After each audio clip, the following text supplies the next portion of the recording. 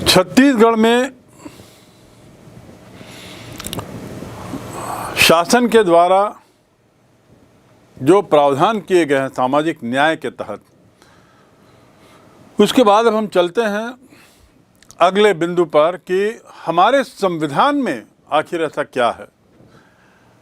सामाजिक न्याय के क्रियान्वयन में हमारा संविधान कहाँ है। भारत में सामाजिक न्याय के क्रियान्वयन में संविधान की भूमिका, जैसा कि बताया कि 21वीं शताब्दी का न्याय जो है वो सामाजिक न्याय पर आधारित है और ये जो अवधारणा है ये बहुत बहुत महत्वपूर्ण है।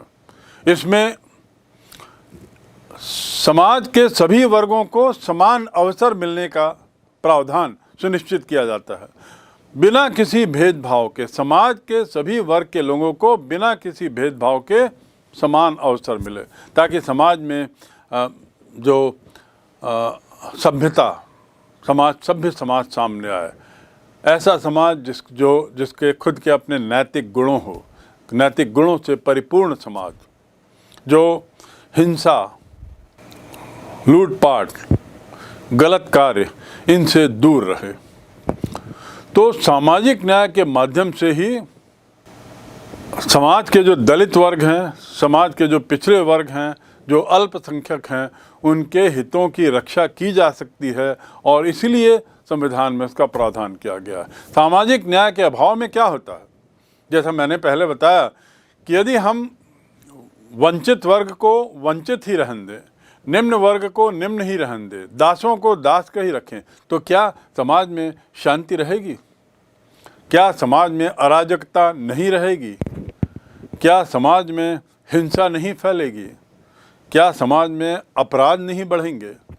आदि आदि, ये सोचने की बात। और उसका उत्तर यही है कि एक अच्छा संगठित समाज, व्यवस्थित समाज, विकासशील समाज, प्रगतिशील समाज लाने के लिए आवश्यक है कि सामाजिक न्याय के अंतर्गत समानता को बढ़ावा दिया जाए और उस समानता को बढ़ावा देने के लिए जो भी आवश्यक हो सामाजिक न्याय के तहत वह किया जाए।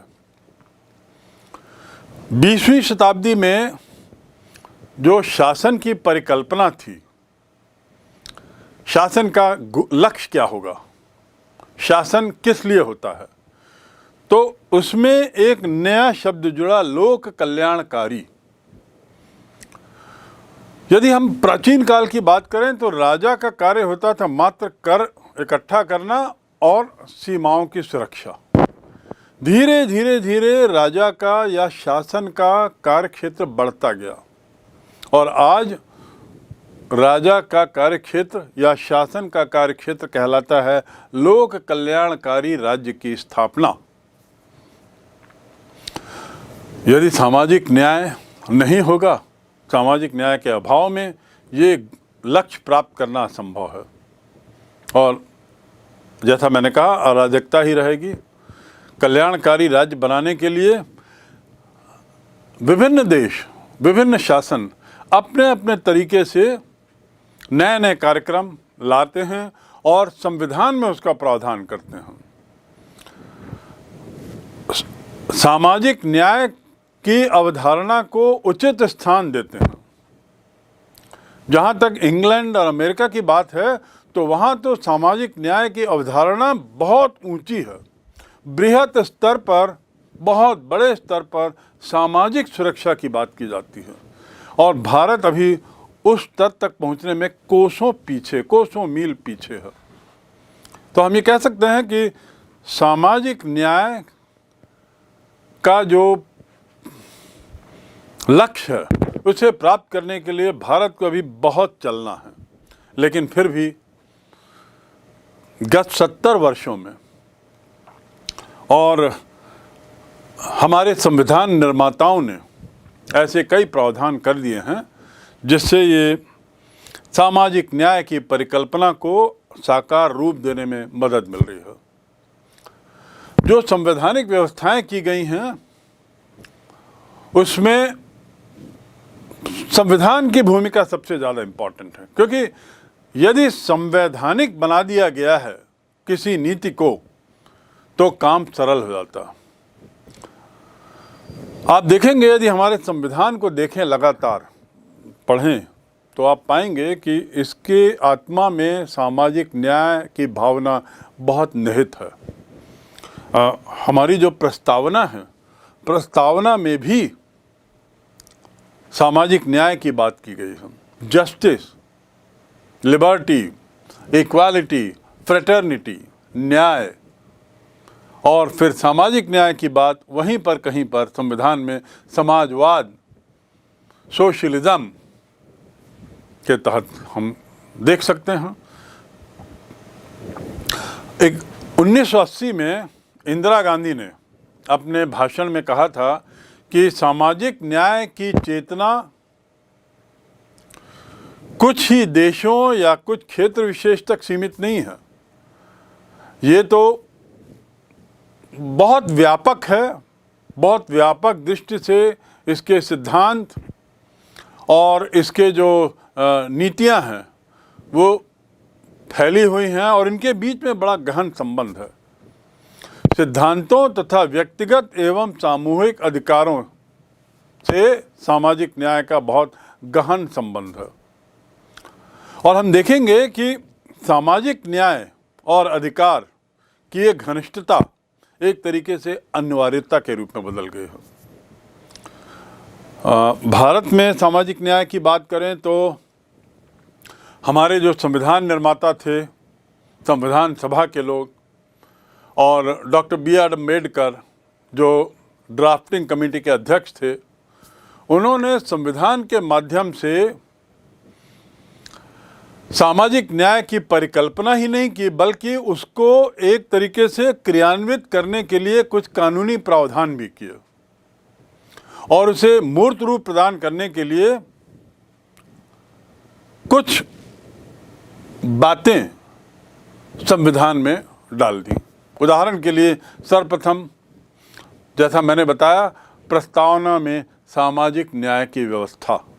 हमारी जो प्रस्तावना है, जिसे हम प्रियम्बल कहते हैं, उसके उद्देश्य में ही स्पष्ट कर दिया कि सामाजिक, आर्थिक और राजनीतिक न्याय। उद्देश्य में पहले ही पैराग्राफ में, हमारे संविधान के पहले ही अनुच्छेद में स्पष्ट कर दिया कि हम सामाजिक न्याय हमारा लक्ष्य है, राजनीतिक न्याय हमारा लक्ष्य है और इसी प्रकार आर्थिक न्याय हमारा लक्ष्य है। तो सामाजिक न्याय की परिकल्पना उसी समय संविधान में कर दी गई। उसके साथ ही भारतीय संविधान के मौलिक अधिकार में भी सामाजिक न्याय की बात की गई है। भारतीय संविधान में हमें कितने मौलिक अधिकार मिले हैं? पूर्व में हमें 7 मिले थे, फिर उसमें से संपत्ति का अधिकार को एक तरीके से हटा दिया गया और अब 6 अधिकार भारत के नागरिकों को मिले हुए हैं।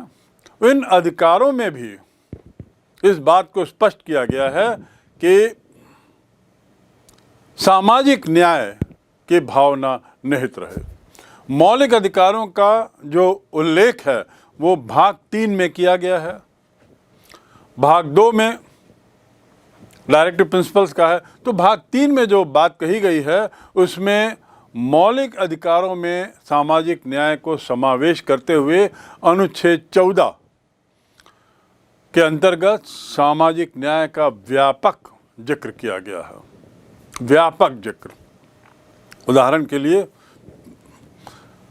पहला, कानून के समक्ष सभी समान हैं। कानून के समक्ष सभी समान, everybody is equal in the I of law. कानून के सामने सभी समान हैं। दूसरा, सामाजिक समानता अर्थात राज्य के विरुद्ध किसी तरह का, राज्य के द्वारा किसी तरह का भेदभाव नहीं। सामाजिक समानता अर्थात राज्य के द्वारा समाज के किसी भी व्यक्ति के विरुद्ध किसी भी तरह का भेदभाव नहीं। और तीसरा, सरकारी नौकरी में अवसर की समानता, equal opportunity for jobs, for government jobs. चौथा, कानूनी प्रावधान किया गया है कि छुआछूत का अंत हो और बहुत कड़ी सजाओं का प्रावधान किया गया है। पांचवा, जैसा मैंने पूर्व में बताया, उपाधियों की समाप्ति। ये जो टाइटल्स दी जाती थी या टाइटल्स दी गई थी अंग्रेज़ों के ज़माने में, वो टाइटल्स हटा दी गई ताकि सभी लोग, समाज के सभी वर्ग के लोग एक दिखें। There is no VIP as such.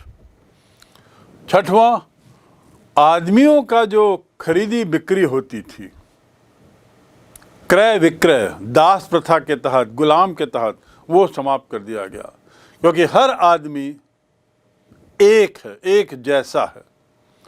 छठवां, कारखानों आदि में बच्चों के द्वारा कार्य किए जाने पर रोक, काम करने से रोक। आठवां, धार्मिक स्वतंत्रता। हर व्यक्ति को धार्मिक स्वतंत्रता है। हर व्यक्ति जो धर्म अपनाना चाहे अपना सकता है, चाहे वो गरीब हो चाहे अमीर हो। नौवां, शिक्षा, संस्कृति और भाषा लिपि के संरक्षण में सभी को अधिकार हैं। कुल मिलाकर ऐसा है, कहने का निष्कर्ष ये है कि हमारे संविधान में मूल अधिकारों के तहत और प्रस्तावना में पर्याप्त प्रावधान कर दिया गया है, ये सुनिश्चित करने के लिए कि जो भारत का जो लक्ष्य है, एक जैसा समाज, वह लक्ष्य प्राप्त करने में सामाजिक न्याय की जो परिकल्पना है वह लगातार सामने रहे, लगातार उस लक्ष्य की ओर बढ़ते रहें। और उसके तहत ये बात कही गई है कि भारतीय संविधान के मौलिक अधिकार में सामाजिक न्याय की पर्याप्त व्यवस्था है। मौलिक अधिकार वे अधिकार हैं जो बिल्कुल आधारभूत अधिकार माने जाते हैं। मौलिक यानी मूल अधिकार, और मूल से तात्पर्य यह है कि ऐसे अधिकार जिनके ना होने पर ऐसा माना जाता है कि मनुष्य जैसा जीवन नहीं जी पाएगा। यदि इन मूल अधिकारों में से कोई से अधिकार ले लिए जाएं या सरकार उन्हें रद्द कर दे, निकाल दे, तो मानव को मानव जैसा जीवन जीने में कठिनाई होगी। दूसरे शब्दों में, आधारभूत अधिकारों का तात्पर्य यह है कि मनुष्य को मनुष्य जैसा जीवन जीने के लिए जो आवश्यक है वे अधिकार के रूप में दिए गए हैं। और अधिकार का अर्थ हुआ राइट्स, ये उसके अधिकार हुए। अलग अलग देशों में मानव जीवन के लिए आवश्यक अधिकारों की संख्या अलग अलग है, और कुछ देशों में कुछ अन्य अधिकार और जोड़े गए हैं, कुछ देशों में वे नहीं होंगे। उदाहरण के लिए भारत में 6 अधिकार हैं, मूल अधिकार। प्रारंभ में वो 7 थे। अब ये 6 अधिकारों में स्वतंत्रता का अधिकार, धार्मिक स्वतंत्रता का अधिकार, धार्मिक विचार का अधिकार, ये सब किस ओर इशारा करते हैं? इस ओर कि हम सबको समान मानते हैं। रोटी, कपड़ा और मकान के अलावा अभिव्यक्ति का अधिकार सभी को समान है, उसमें किसी तरह का जाति धर्म नहीं है। उसी प्रकार यदि किसी को हम छुआछूत की दृष्टि से देखते हैं तो इसका मतलब ये हुआ कि हम समानता के अधिकार पे हनन कर रहे हैं। तो इसलिए ये मानना होगा कि अधिकारों के जरिए सामाजिक न्याय का प्रयास भारत में किया गया है, और जैसे जैसे अधिकारों की संख्या बढ़ेगी वैसे वैसे हम मान सकते हैं कि हम सामाजिक न्याय की ओर निश्चित रूप से अग्रसर हो रहे हैं। कुछ देशों में जैसे क्यूबा आदि में तो स्वास्थ्य का अधिकार है, और स्वास्थ्य का अधिकार का अर्थ जहाँ पर वहाँ के नागरिकों के स्वस्थ होने की जिम्मेदारी शासन की है। ऐसे ही रोजगार का अधिकार कुछ देशों में है, जहाँ पर बेरोजगारी ना होना ये सुनिश्चित करने की जिम्मेदारी सरकार की है। दूसरे शब्दों में, जैसे ही कोई किसी चीज़ के लिए योग्य होता है तो उसकी योग्यता के अनुसार उसे तुरंत रोजगार का प्रावधान किया जाए। ये बात किस ओर ले जाती है समाज को? समानता की ओर। सामाजिक न्याय सुनिश्चित करने के लिए ऐसा किया जा रहा है।